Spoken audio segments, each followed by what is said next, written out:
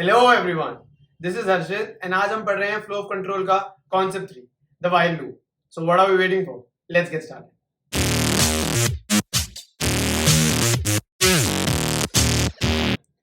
सो सबसे पहले जानते हैं कि व्हाइल लूप क्या होता है। सो इसकी डेफिनेशन पढ़ते हैं। The while loop is a conditional loop which will execute the instructions as long as the condition remains true. So ये भी एक लूप का ही पार्ट है एंड इसीलिए ये भी रिपीटेडली इंस्ट्रक्शंस को एग्जीक्यूट करता है। एंड कितनी बार एग्जीक्यूट करेगा? जब तक कंडीशन ट्रू रहती है। तो इसीलिए व्हाइल लूप को हम कंडीशनल लूप भी कहते हैं। फॉर लूप काउंट के बेसिस पे देखता था, इसलिए हम उसको काउंटिंग लूप कहते थे। एंड व्हाइल लूप कंडीशन के बेसिस पे इंस्ट्रक्शंस को एग्जीक्यूट करता है, इसलिए हम इसको कंडीशनल लूप भी कहते हैं। कंडीशनल लूप, ठीक है। अब एक बार इसका सिंटैक्स देख लेते हैं, आईडी पे चलते हैं। सो अब आते हैं व्हाइल लूप के सिंटैक्स पे। व्हाइल लूप का सिंटैक्स कंपैरेटिवली काफी आसान है। इसमें हमें सबसे पहले व्हाइल लिखना है ताकि हम इस लूप को स्टार्ट कर सकें। देन उसके बाद आती है कंडीशनल स्टेटमेंट। ये कंडीशनल स्टेटमेंट बताती है कि लूप कितने बार एग्जीक्यूट होगा। जब तक ये कंडीशनल स्टेटमेंट ट्रू रहेगी, सही होगी, तब तक ये लूप एग्जीक्यूट होगा एंड उसके बाद एंड हो जाएगा, ठीक है। इसके बाद आते हैं कोलन, जिससे हम इस लूप को स्टार्ट करते हैं। देन उसके बाद इंडेंट करते हुए अंदर आती है लूप की स्टेटमेंट। ये लूप की स्टेटमेंट हमने यहाँ पे लिख दी, ठीक है। तो ध्यान से देखो, ये जो लूप की स्टेटमेंट है ये भी इंडेंटेड है, जिसका मतलब ये डायरेक्टली फ्लो में नहीं आती है। कंपाइलर इसको डायरेक्टली एग्जीक्यूट नहीं करेगा, ये व्हाइल पे डिपेंडेंट है। एंड जब जब व्हाइल लूप एग्जीक्यूट होगा तब तब ही ये स्टेटमेंट एग्जीक्यूट होगी, इंडिविजुअली कभी भी एग्जीक्यूट नहीं होगी, ठीक है। तो ये हो गया इसका बेसिक सिंटैक्स। सबसे पहले व्हाइल आ गया, जिससे लूप स्टार्ट हो गया। फिर आ गई कंडीशनल स्टेटमेंट, जो बताएगी कि लूप कितनी बार चलेगा। देन कोलन से हम इस लूप को स्टार्ट करेंगे। एंड देन आ गई लूप की स्टेटमेंट्स, जो कि मल्टीपल टाइम एग्जीक्यूट होंगी, ठीक है। सो अब एक बार एक्चुअल व्हाइल लूप लिख के देखते हैं।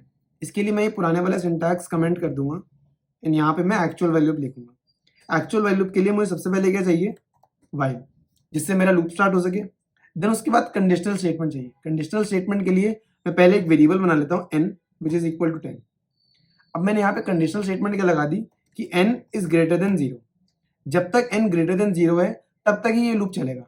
अभी n की वैल्यू क्या है? 10, तो 10 इज ग्रेटर देन 0, तो ये लूप अभी तो चल जाएगा। अब हम इस लूप को स्टार्ट करते हैं कोलन लगा के। एंड यहाँ पे मैं स्टेटमेंट में लिख देता हूँ प्रिंट n। तो अभी ध्यान से देखो, अभी क्या होगा? अभी n की वैल्यू क्या है? 10 एंड 10 इज ग्रेटर देन 0, तो व्हाइल लूप स्टार्ट होगा, 10 is greater than 0, statement true है, इसीलिए वो लूप के अंदर एंटर होगा एंड यहाँ पे वो n प्रिंट कर देगा। बट देन वो फिर लूप की स्टार्टिंग में जाएगा। अब n की वैल्यू अभी भी 10 है, फिर वो अंदर आएगा, फिर 10 प्रिंट कर देगा। ऐसे करते करते ये लूप हमेशा चलता ही रहेगा, क्योंकि n की वैल्यू तो कभी चेंज हो ही नहीं रही, इसीलिए n कभी 0 से छोटा होगा ही नहीं। ये स्टेटमेंट कभी फॉल्स होगी नहीं, इसीलिए लूप कभी एंड ही नहीं होगा। इसीलिए हम इसको इनफाइनाइट लूप कह देंगे। एक बार मैं इसको चला के देखता हूँ, तो यहाँ पे एरर आ जाएगा कि टाइम लिमिट ही एक्सीड हो गई है, ठीक है। तो ये मैंने चला दिया था इसे, तो यहाँ पे एरर आ गया कि टाइम लिमिट एक्सीडेड। इसका मतलब है कि बहुत ज्यादा टाइम तक ये लूप एग्जीक्यूट होता रहा, जिसका मतलब क्या है कि ये नेवर एंडिंग लूप बन गया, ठीक है। तो अब हमें इसको सही करना होगा। तो इसके लिए हम क्या करेंगे? n की वैल्यू चेंज कर देंगे, n इक्वल टू n-5। तो अब मैंने क्या किया, n की वैल्यू हर बार 5 से डिक्रीज कर दी, ताकि कभी ना कभी इसकी वैल्यू 0 से छोटी हो जाए एंड ये लूप एंड हो जाए। तो अब इसको रन करके देखते हैं। तो अब मैंने इसको रन किया, तो इसकी वैल्यूज क्या प्रिंट हुई है? 10 एंड 5। तो अब ध्यान से देखते हैं कि ये प्रिंट कैसे हुआ। सबसे पहले n की वैल्यू 10 से इनिशियलाइज हो गई, देन व्हाइल लूप स्टार्ट हुआ। उसके बाद उसने कंडीशन में देखा कि n should be greater than 0, तो 10 ग्रेटर देन 0 था, ये कंडीशन ट्रू थी, इसीलिए वो लूप के अंदर आया। लूप के अंदर आके उसने n को प्रिंट कर दिया। n की सबसे पहले वैल्यू क्या थी? 10, तो यहाँ पे 10 प्रिंट हो गया, ठीक है। देन उसके बाद उसने n को n-5 कर दिया, मतलब n-5 कितना हुआ? 10-5 इज 5, और वो वैल्यू n में चलेगी, तो मतलब n की वैल्यू कितनी होगी? 5। अब वो फिर लूप की स्टार्टिंग में गया, 5 इज ग्रेटर देन 0, हाँ 5 अभी भी ग्रेटर देन 0 है, तो वो फिर लूप के अंदर आया, उसने n प्रिंट कर दिया। n अब 5 हो चुका है, तो इसलिए यहाँ पे 5 प्रिंट हो गया, ठीक है। अब n इक्वल टू n-5, तो 5-5 कितना हुआ? 0, तो n के अंदर 0 वैल्यू आ गई। अब वो फिर लूप की स्टार्टिंग में गया, तो उसने देखा कि n ग्रेटर देन 0 है, n तो 0 है, तो 0 इज नॉट ग्रेटर देन 0, 0 0 के इक्वल है बट उससे बड़ा नहीं है, ठीक है। तो इसीलिए लूप की कंडीशन फॉल्स हो गई, यहाँ पे ये लूप की कंडीशन गलत हो गई, इसीलिए यहाँ पे लूप एंड हो गया एंड हमारे पास सिर्फ 10 और 5 ही प्रिंट हुए, ठीक है। तो ये था बेसिक सिंटैक्स व्हाइल लूप का एंड व्हाइल लूप वर्क कैसे करता है। सो अभी जो हमने व्हाइल लूप लिखा था, इसको थोड़ा सा डीपली देखते हैं एंड समझते हैं कि एग्जैक्टली हो क्या रहा है। तो इसके अंदर हमने सबसे पहले एक वेरिएबल बनाया था n, जिसको हमने वैल्यू इनिशियलाइज कर दी थी 10 से। ठीक है, ये वेरिएबल हमने क्यों बनाया था? ताकि हम इस लूप की कंडीशन लिख सकें। ठीक है, फिर हमने वाइल लूप स्टार्ट किया एंड इसकी कंडीशन लिखी कि जब तक n की वैल्यू ग्रेटर देन 0 है तब तक ये वाइल लूप चले। अब ये n की वैल्यू कितनी है? 10, और हमने क्या कंडीशन दे रखी है कि जब तक इसकी वैल्यू ग्रेटर देन 0 है तब तक ये लूप चले। तो अभी ये स्टार्टिंग में लूप स्टार्ट तो हो ही जाएगा। ठीक है, फिर हम लूप के अंदर आते हैं एंड हमने यहाँ पे n को प्रिंट कर दिया। n की जो भी वैल्यू होगी वो यहाँ पे प्रिंट हो जाएगी। इसके बाद हमने n की value n equal to n-5 करी। ये क्यों करा था? ये हमने इसलिए करा था ताकि हमारा लूप इनफाइनाइट लूप ना बन जाए एंड वो एक पॉइंट पे एंड हो सके। ठीक है, एंड इसीलिए हमने n की वैल्यू चेंज कर दी थी ताकि हमारा लूप एक पॉइंट पे एंड हो सके। ठीक है, तो अब इसका ड्राई रन सा स्टार्ट करते हैं। n को सबसे पहले वैल्यू मिली 10, देन वाइल लूप स्टार्ट हुआ। वाइल लूप में कंडीशन चेक हुई कि 10 इज ग्रेटर देन 0। हाँ, ये कंडीशन बिल्कुल ट्रू है। तो वाइल लूप के अंदर हम अंदर गए एंड हमने यहाँ पे 10 प्रिंट कर दिया। हमने यहाँ पे क्या प्रिंट कर दिया? 10। तो ये हमारा आउटपुट आ गया। अब हमने n की वैल्यू को क्या किया? n-5 कर दिया। n की वैल्यू कितनी थी? 10 थी, हमने 10-5 कर दिया, तो n की वैल्यू कितनी रह गई? 5। ठीक है, फिर हम स्टार्टिंग पे आए। स्टार्टिंग पे हमने चेक करा कि क्या n ग्रेटर देन 0 है। n की वैल्यू कितनी हो रखी है? 5।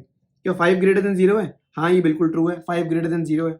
देन लूप के अंदर गए और हमने फिर से n प्रिंट कर दिया एंड हमने फिर से n प्रिंट कर दिया, बट इस बार n की वैल्यू कितनी है? 5। यहाँ पे क्या प्रिंट हो गया? 5। ठीक है, एंड फिर हम अगली स्टेटमेंट पे आए। n की वैल्यू हमने n-5 कर दी, तो n की वैल्यू कितनी हो गई? n-5। n कितना है? 5। 5-5 कितना हो गया? 0। तो n की वैल्यू कितनी हो गई? 0। फिर हम स्टार्टिंग पे गए लूप की, हमने चेक करा कि क्या n ग्रेटर देन 0 है। n की वैल्यू कितनी है? 0। क्या 0 ग्रेटर देन 0 है? नहीं, 0 इज इक्वल टू 0, 0 से बड़ा नहीं है। ठीक है, तो ये स्टेटमेंट फॉल्स हो गई एंड इसीलिए यहाँ पे लूप एंड हो गया। तो जैसा कि हमने देखा कि वाइल लूप को एग्जीक्यूट करने के लिए हमें सबसे पहले इस कंडीशन की जरूरत होती है एंड इस कंडीशन का वेरिएबल पहले खुद से डिफाइन करना होता है एंड देन इस वाइल लूप को रेगुलेट करने के लिए, ताकि ये इनफाइनाइट टाइम्स ना चले, हमें इस वेरिएबल को हमेशा अपडेट भी करना होता है। तो इसीलिए वाइल लूप काफी सारी स्टेटमेंट्स के कॉम्बिनेशन से बनता है। तो अब जानते हैं कि ये सारी की सारी स्टेटमेंट्स होती कौन सी हैं। सो अब जानते हैं इन्हीं सारी स्टेटमेंट्स के बारे में। सबसे पहले आती है इनिशियलाइजेशन एक्सप्रेशन। वाइल लूप में एंटर करने से पहले हमें वाइल लूप के वेरिएबल को इनिशियलाइज करना होता है ताकि हम इस वेरिएबल को पूरे लूप में यूज कर सकें एंड इसे ही इनिशियलाइजेशन एक्सप्रेशन कहते हैं। उसके बाद आता है test expression. Test expression condition होती है जो बताती है कि वाइल लूप कितनी बार एग्जीक्यूट होगा। ठीक है, इसके बाद आती है body of the loop. Body of the loop वो स्टेटमेंट्स होती हैं जो मल्टीपल टाइम्स एग्जीक्यूट होना चाहती हैं लूप के अंदर। ठीक है, देन लास्ट में आता है अपडेट एक्सप्रेशन। ये अपडेट एक्सप्रेशन वाइल लूप के वेरिएबल की वैल्यू चेंज करता है ताकि ये वाइल लूप इनफाइनाइट टाइम्स ना चले एंड एक पॉइंट पे आके एंड हो सके। ठीक है, तो ये थे वाइल लूप के 4 मेजर एक्सप्रेशंस जिसको कंबाइन करके वाइल लूप सही से रेगुलेट होता है। So this was all about while loop. I hope आपको वीडियो समझ में आई हो। आपको कोई भी डाउट हो तो आप इंस्टा पे पूछ सकते हैं या फिर नीचे कमेंट से पूछ सकते हैं।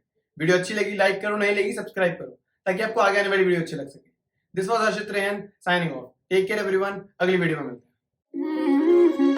If I keep on fighting, if I keep on trying, if I aim for the sky, one day people gonna win.